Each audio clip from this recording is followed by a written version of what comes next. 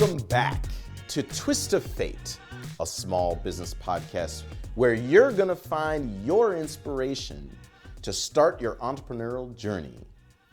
Today, we're here to talk about a very important topic, mentorship. You see, I believe all of us in the small business community need mentors. Why? You need somebody to call you out on your own BS. Today, I decided to bring in one of my mentors, inspirations, and sponsors in my corporate life. You see, this man is part of the reason that I came to California. This man is also responsible at some very interesting transitional periods in my life for me to find my passions, which all of you should be doing.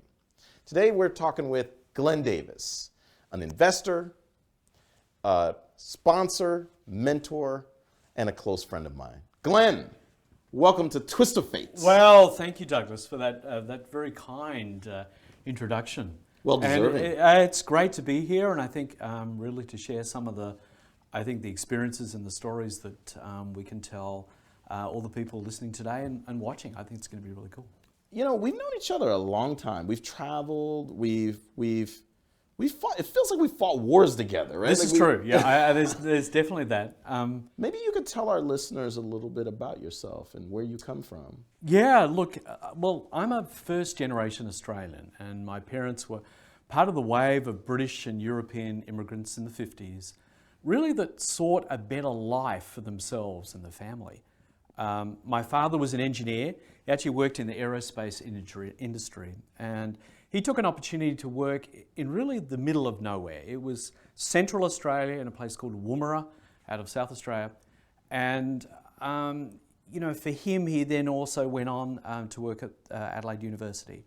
But I have sort of very strong memories of that, of my parents and their travel. Yeah, I grew up in Adelaide, South Australia. This a place that's probably known more for Penfold wines, really. Great red wine, by the way. And I think I really have strong memories of their travels around the globe. And I think in some ways that was very pivotal to me. I do remember we would have, I'm really showing my age now, they would have a slideshow as a kid. And can you imagine that today, that your parents would set up like a projector screen, a slide projector, and heaven forbid that you drop the slide carousel, because then all these memories go everywhere. But I think that was very pivotal in growing up in Australia. You know, we lived in a very modest house. I cycled my bike to school. I think in Australia back then, you know, it was very popular to play, you know, cricket in your backyard. I was pretty useless at cricket. I was going to say, you can play cricket? I was like, oh, wow. No, I was useless. I was useless at cricket and pretty dangerous with Australian football. So that sort of led me to, you know, frankly, having a love for anything two wheels. So I sort of grew up with a love of cycling and motorcycles. In fact, my mum was really adventurous. So she actually used to take me on the back of the motorcycle to school. And that would always cause, you know, it was a bit of a ruckus back then, you know, and I really enjoyed the fact that my parents were adventurous. They were. Your love of motorcycling inspired me to not only do it. You guys don't know, like Glenn and I used to work together, and I think it was one morning I saw Glenn come to the office, and he had his like full motorcycle suit. I mean, I'm talking like vest, full jacket, and actually he still had a helmet on. And I just was like, wow, like for, let's just say at that time in my career, it was, how do I say this? Like, I was so used to having to emulate a professional look at all times, where I felt that you had to do that I think seeing you like that really showed me like, it's okay to be free with who you are. And I think that's maybe as an African-American in corporate, like I didn't feel free to do that. And you were definitely one of the people that inspired me to do that. Like, look, you like motorcycles? Who cares? Just walk in the office. Like, you know. So I want to compliment you. Like, that legacy from your Australian life, like, it lives on. You know? Yeah, I mean, I think most Australians we've always had a love of travel. There's no doubt about that. And I think growing up in Australia, hearing my parents' stories of where they lived and worked, whether it be South Africa and New Zealand and across Europe, I think I really did want to escape Australia. And I suppose that's why it's led me into more of a global career. But I think importantly, I think most Australians are fairly grounded. So we do feel it's important to be yourself. So I think that, that's one certain thing I've always learnt. You have to be yourself. And I think that's why, and if you have passions, I think it's really important that you can't sort of hide those. I think you have to be genuine. Absolutely. You're not going to bring if you don't bring your 100% authentic self to the table, then how can you expect that you're going to be able to professionally perform at the highest levels possible, 100%? But not all of us feel that way. So that's why I think it's great that you shared. Yeah, I mean, I think, I do remember, I went to Adelaide University and I quickly realized I wasn't going to be a physicist. I think... that was your goal? Yeah, well, at the time, I really thought, I loved physics, I liked math, and I also was studying Japanese too, because Australia and Japan back in the 80s had a very strong, connection and continued to do so. But I realized your Japanese is great. Ohayou gozaimasu. Thank you.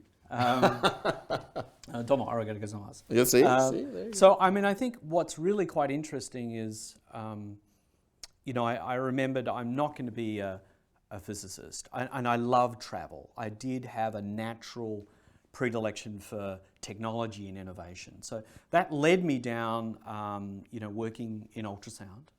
And that's been a phenomenal passion for me, I think, in healthcare.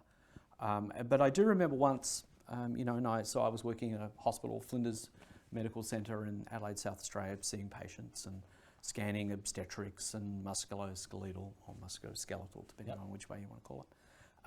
Was it more shoulder pain, joints? Was it geriatric populations? Was it athletes? We had a pretty good mix. So I think we were really seeing a broad population.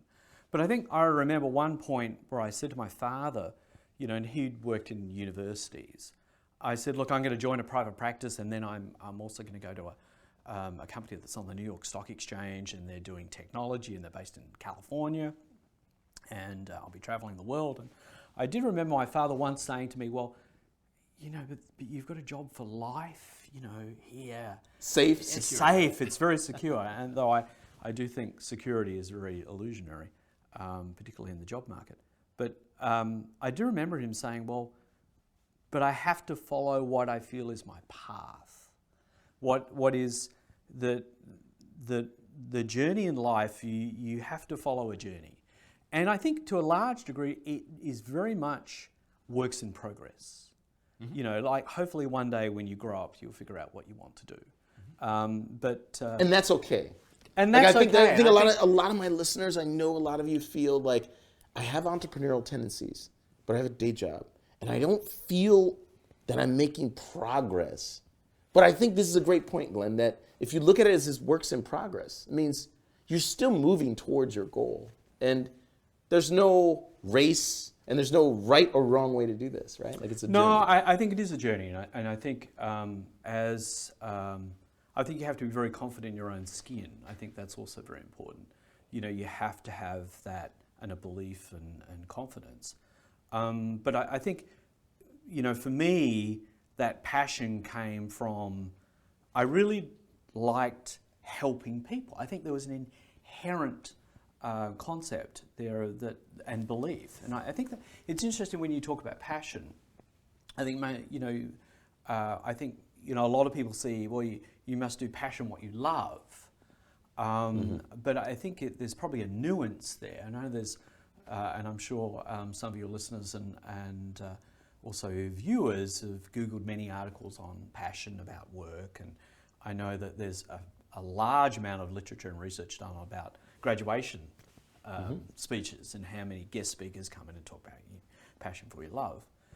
I think it's the nuance is probably more it's passion for what you care about, because then I think it is a journey, and I think every one of us has seen different hardships along that journey. And some things you may not like doing, frankly. But if you have that sort of deep belief of I believe and I have a passion for caring about what I'm doing, that gets you through these sometimes what appears to be a setback. So I think that's very important. So maybe we could talk a little bit about, for my listeners, and you know, they may not know like what you're currently up to. I mean, you've done a lot of things worldwide from a business standpoint, but maybe you want to tell them a little bit more about what you're now doing in the investor world. You're a venture capitalist, and maybe you know, I think a lot of, let's say this, a lot of entrepreneurism, I advocate and tell people, fundraise every day of your life. If you want to be successful, right, fundraise and think raising funds every day of your life. But you have a different angle. Like, you're the ones that you find entrepreneurs and think about them. So why don't you tell them, our listeners? Yeah, I think in life takes you through a journey. I think you've heard me say that, and I think I've landed in a very interesting opportunity that I'm thrilled about. You know, I work for NGK Spark Plugs, and we've got a long history of sort of innovation as a global company focused on bringing sort of impactful technologies to people and contributing to society. We're based in Japan, actually, in Nagoya. I was going to say where. Yeah, and we're certainly, I think, serious about some of the issues that we see, which globally, one of the biggest issues is an aging population. Okay, so when you think about it, Japan is categorized as a super aging population. I think they're going to be 32% of the population over the age of 60 by 2030. And the population is actually declining. Yeah, and you've got, I mean, the WHO, and I encourage those of you to look at some of their aging population reports. You know, it's 40% by 2050. That's a monster. And I think, and it's not just us too. I think, you know, if you think, you know, by 2050, 2/3 of the population over 60 will be living in low and middle income countries.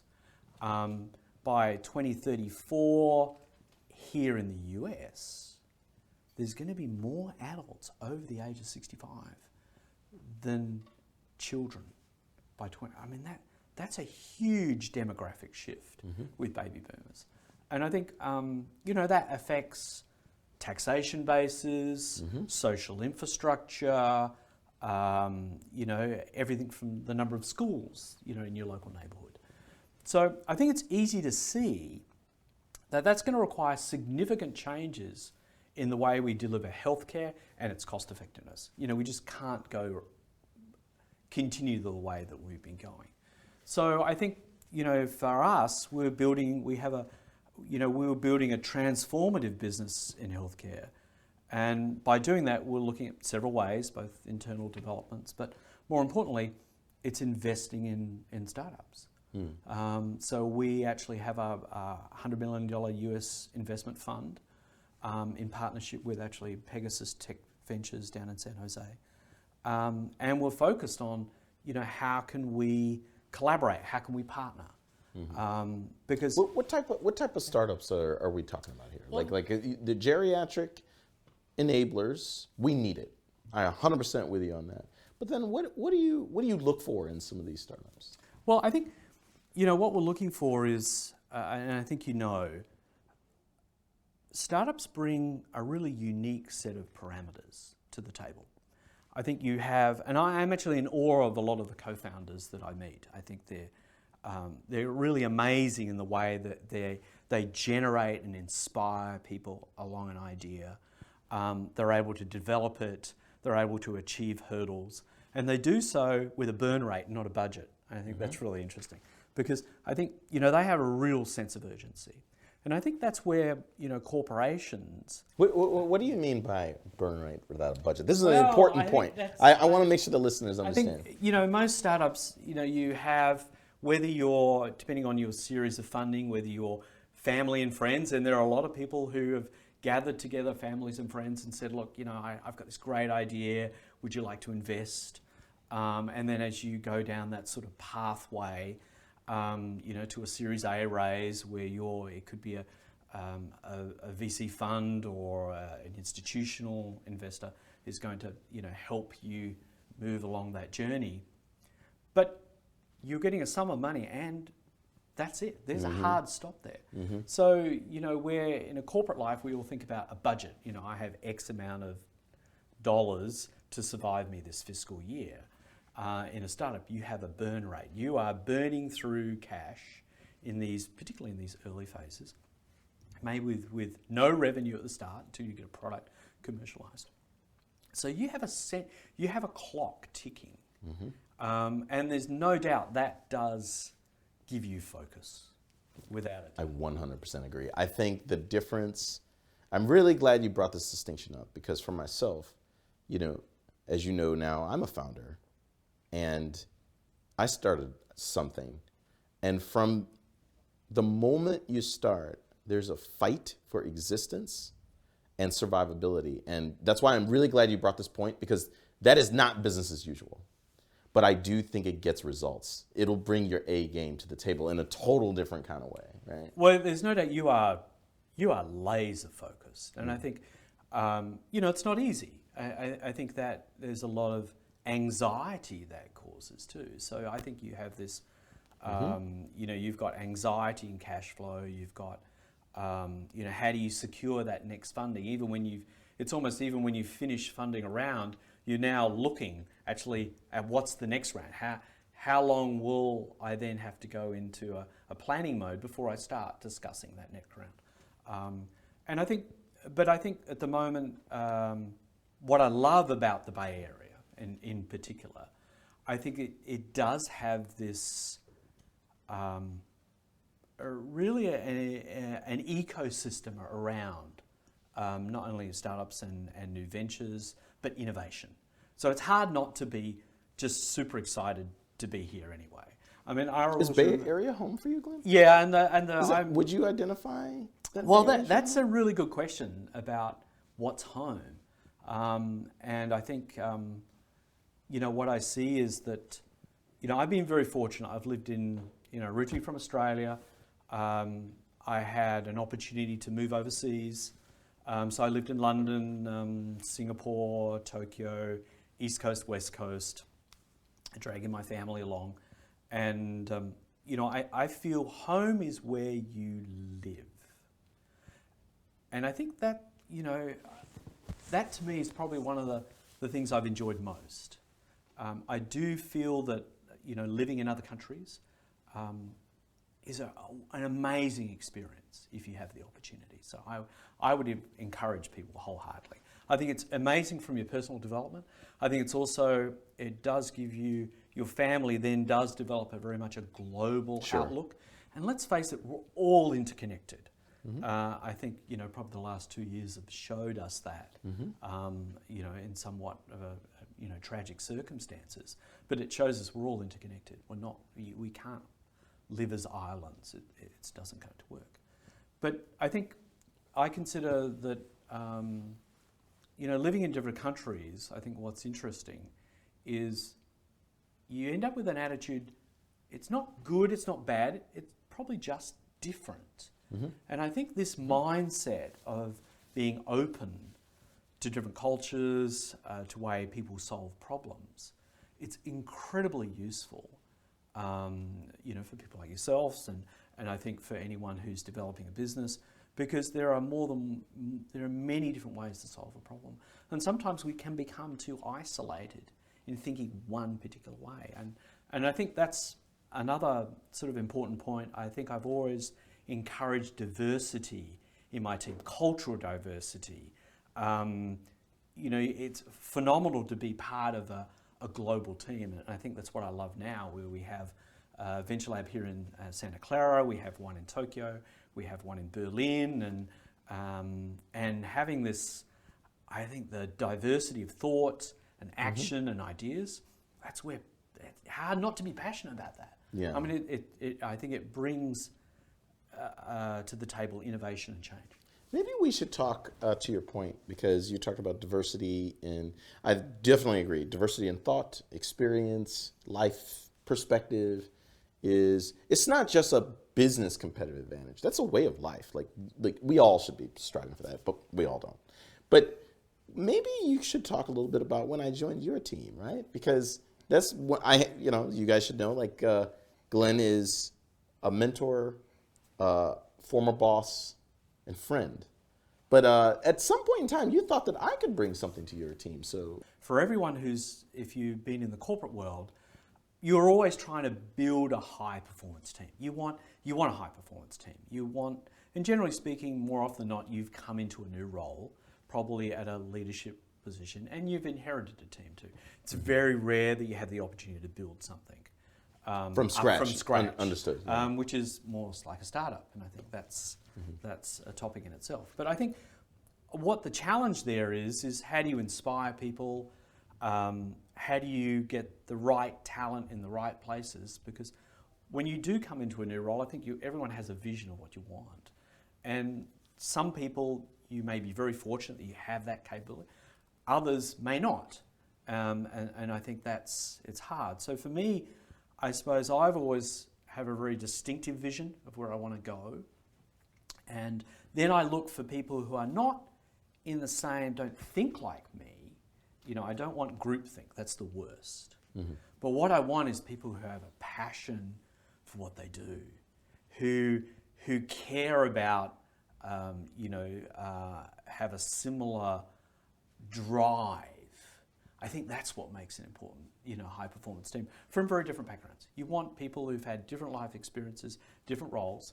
And for me, meeting you was instrumental because you were an excellent communicator.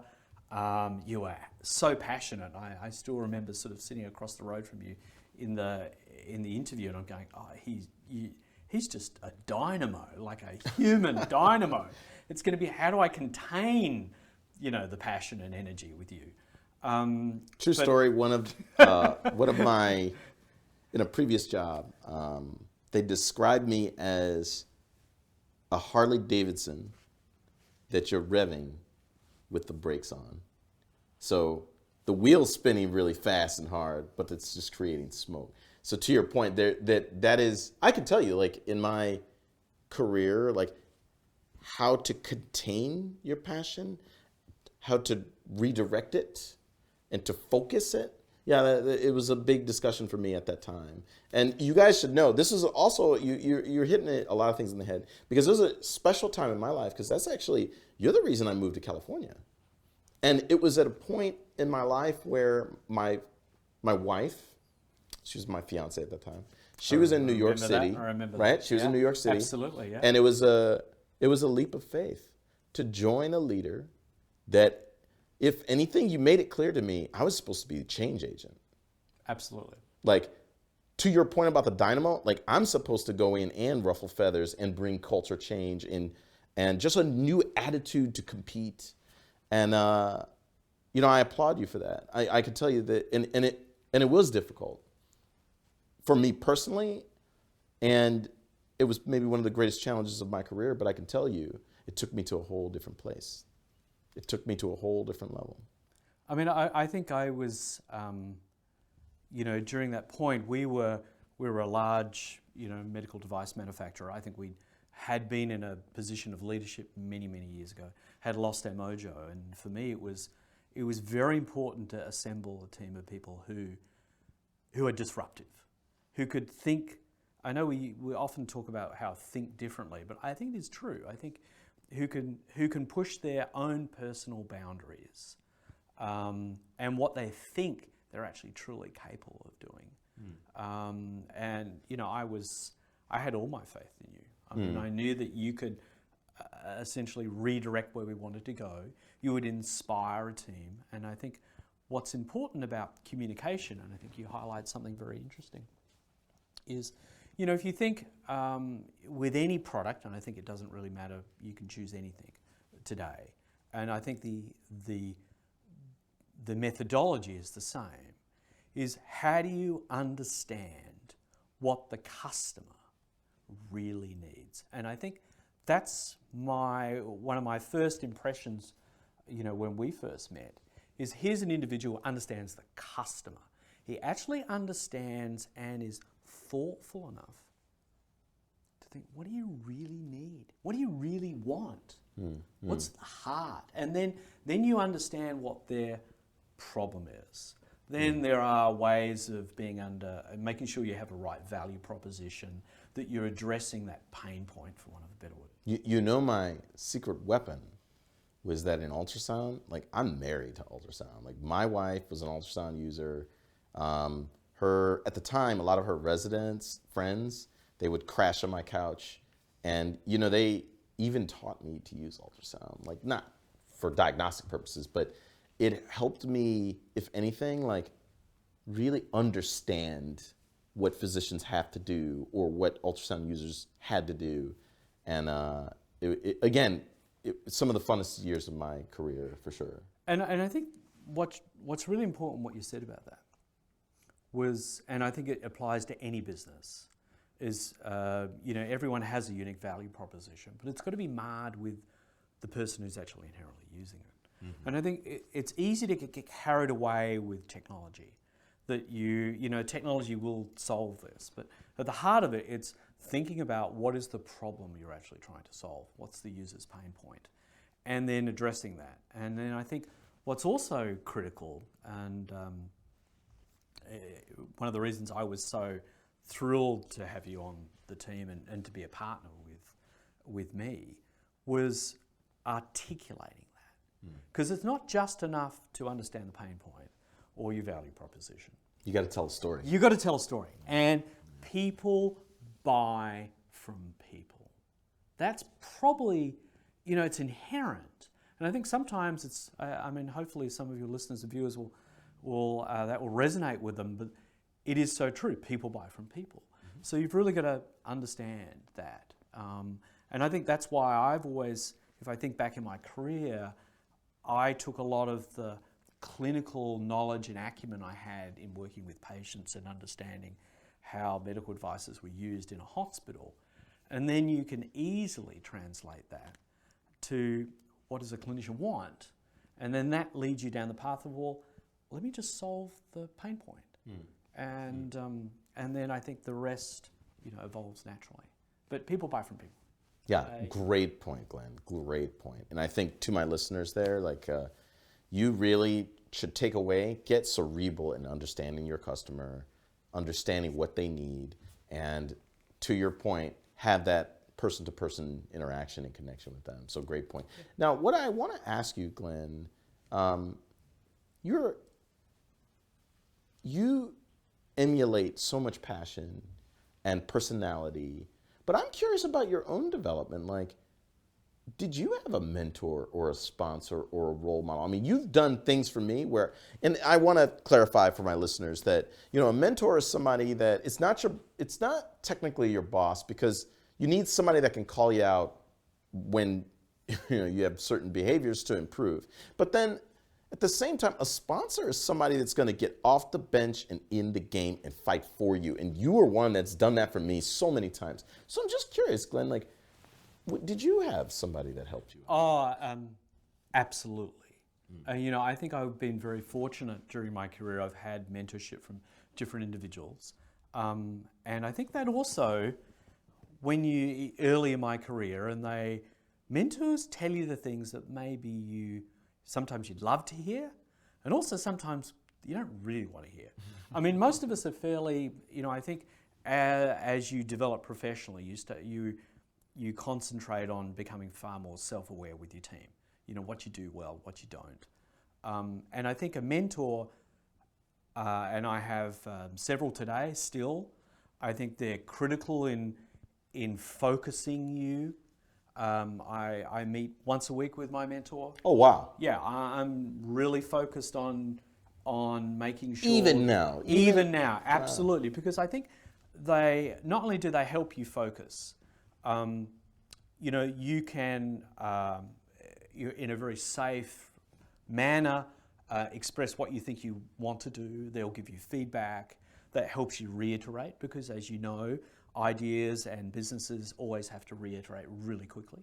So am I heading in the right direction? Am I heading in the wrong one? What would be an alternate pathway?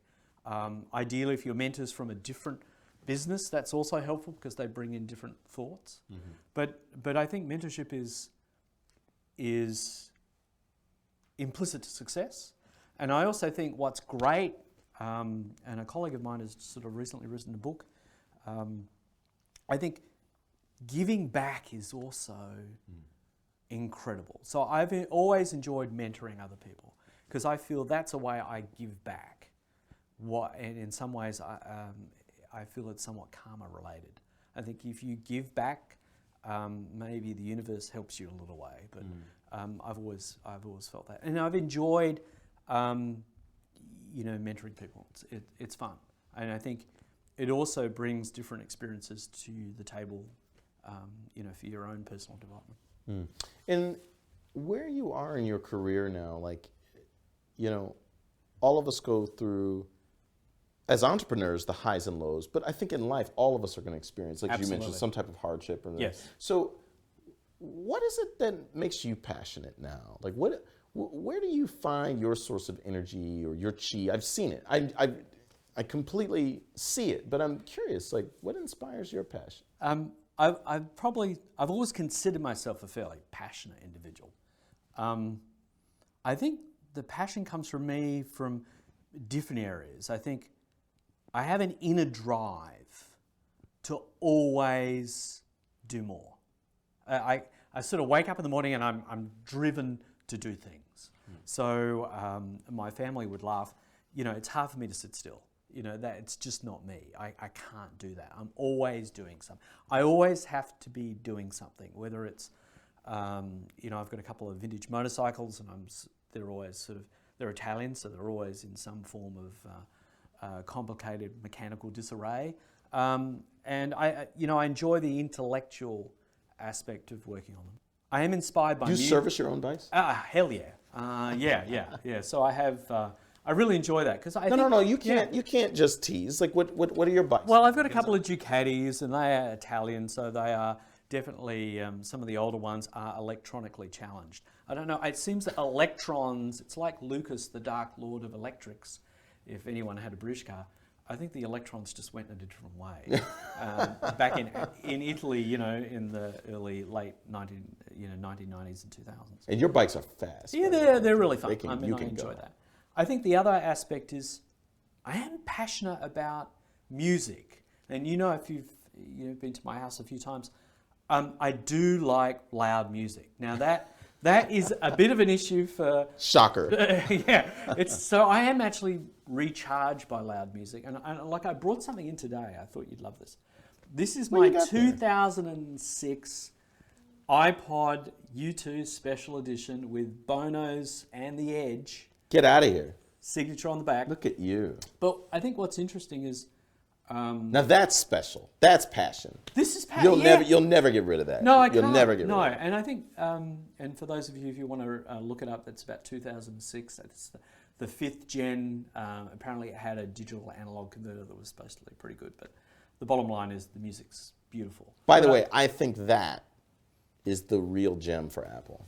I personally feel like the iPod was a quantum leap forward, and the associated iTunes to download things. To be able, now I'm showing my age too, to be able to take your entire music library and to put it in something like that, that was just transcendent. For a person who grew up in Australia listening to 80s punk rock, British punk rock.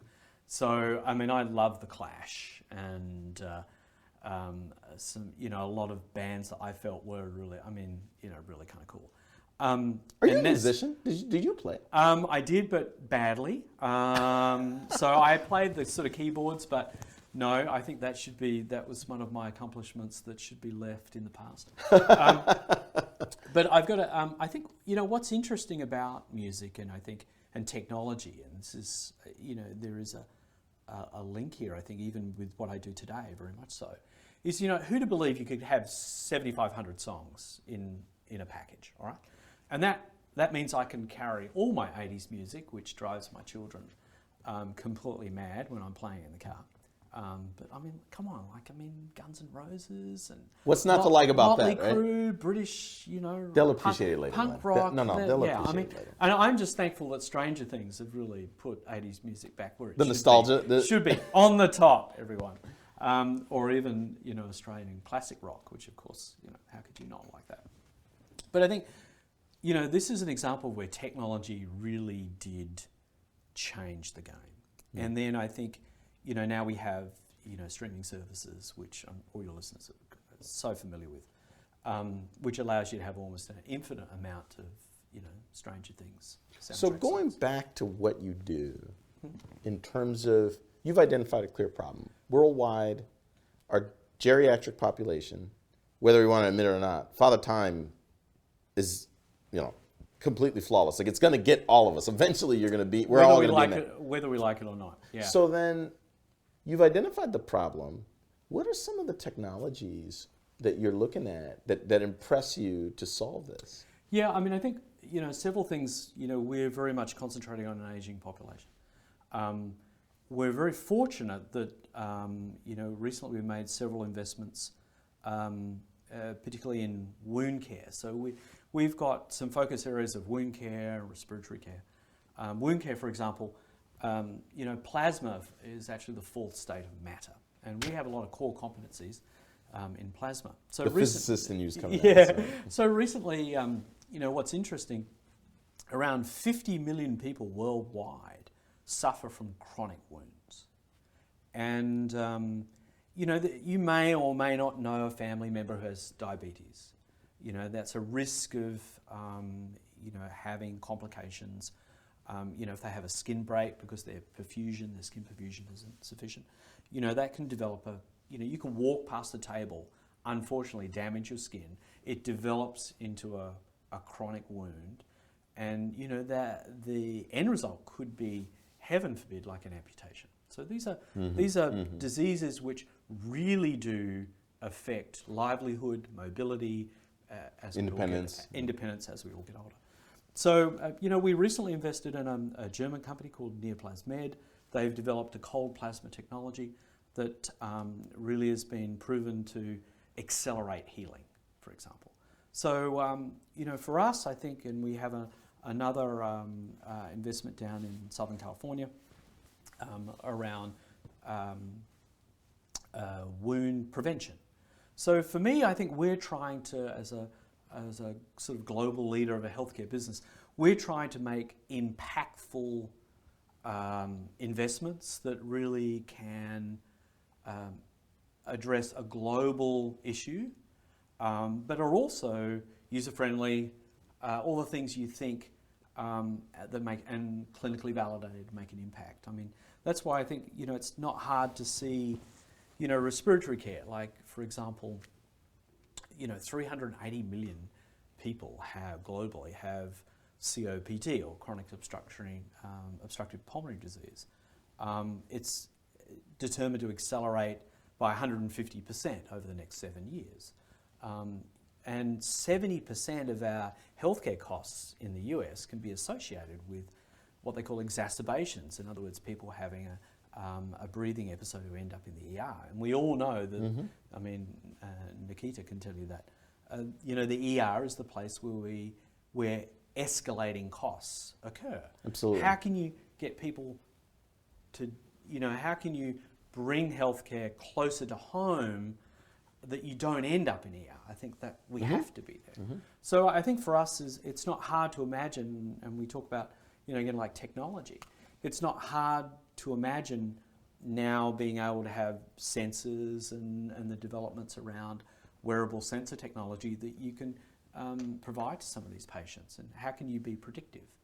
You've got a smart watch that will no doubt tells you your heart rate intervals, your respiratory rate. It even starts to become more predictive on, I think you're stressed today, or maybe you should relax. I need to stand up more. Maybe you need to stand up more. Maybe you need to sleep. So I think that's the exciting thing about technology, but we just need to be focused on the patient. So if you're centered on the patient, any healthcare company, then I think that really prioritizes not only your developments, I think it also prioritizes your strategies and where you should move forward. Because, at the end of the day, I want people to spend more time living. That's what's really important. And maybe that's part of my passion is spend more time living, less time. You don't want to be in hospital. And how can we bring things that enable people to spend more time living? Glenn, there's a lot of listeners out there that work at companies that may have predictive technologies or wearables or, as you mentioned, like healing or wound treatment. And if they're out there, or even other entrepreneurs, there's a process when you get in front of an investor like yourself that you have to follow. There's certain things about, being able to reach out and get in on your radar. Pitch, the art of the pitch, right? Like, again, like I said, fundraise every day of your life, pitch every day of your life. That's kind of interrelated. But then, is there a process that you guys follow? Like, what is the experience like for someone that's looking to approach you for an investment? That's a good question, because I think it's been interesting having been on both sides of the table now. So originally involved in startups where you're part of the team who pitches to people who are looking to invest, and now I'm on the other side where I'm part of a team and we're assessing investment potentials.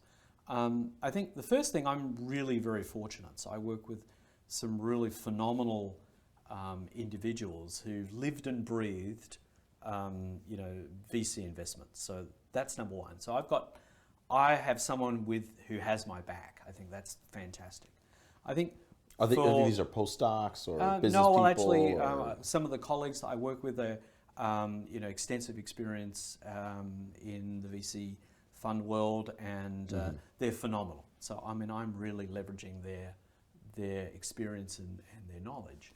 And we also partner with a separate VC firm too, so that helps us in that whole pathway of finding the right path.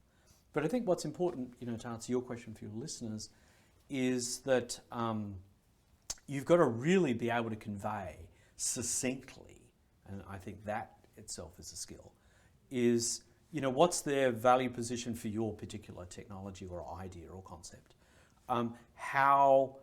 Where is your pathway to revenue? And it has to be something that you can show. You can have a great idea, but if there are other solutions available and they have revenue, you're already on the back foot.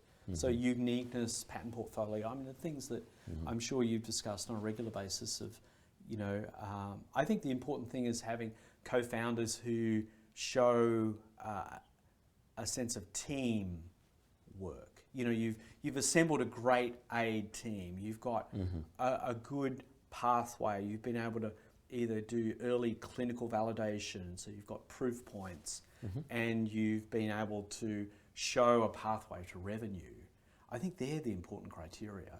And, it is, and also that you have mentors, let's be honest. You want people who's working with you, right? In your team who are working with you, who have done this before. I think it would be very hard to do this coming out without experienced teams. So I think that's why you see, having advisors is really critical, where maybe they've, and I think that's probably one of the other benefits of having a good network. When we talk about mentoring, we talk about networking, but early on, if you can bring people on board as advisors who have navigated this before, maybe it's who've bring experience to the table, then that can help a co-founder who this is their first round, this is really their first gig. You need help. You have to have, if you've got a phenomenal idea, take advantage of, mentorship, advisors to help you get there. I think that's really important. Fantastic, and I think that's a great segue for my final thoughts. On this podcast, you've heard me say multiple times, the cardinal sin of the entrepreneur, I shall do it myself. I hope that in this episode you can see the power of mentors.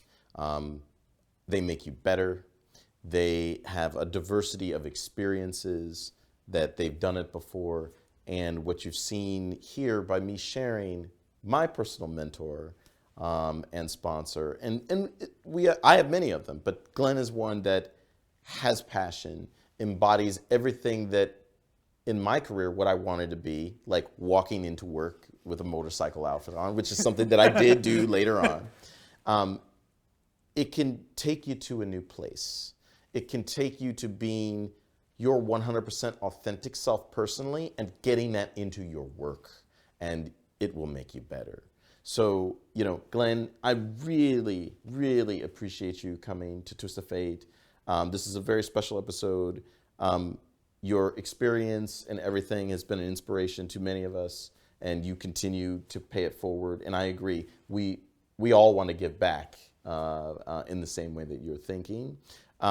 If you like this content, please subscribe, like, share. It helps us out a lot to continue telling stories to bring your inspiration so that you can be an entrepreneur and make your dreams come true. With that said, hope to look forward to seeing you or hearing you on the next Twist of Fate. Twist of Fate is hosted by Doug Younger. It's produced by John Lundvid and Matthew Brown at EZO Creative. Moni Yu designs our graphics, and Enrique Pimentel manages our digital life. Our theme music is by Jamie Bathgate. Special thanks to all of our patrons. You can support the show by visiting patreon.com/twistoffate podcast. Thanks for listening.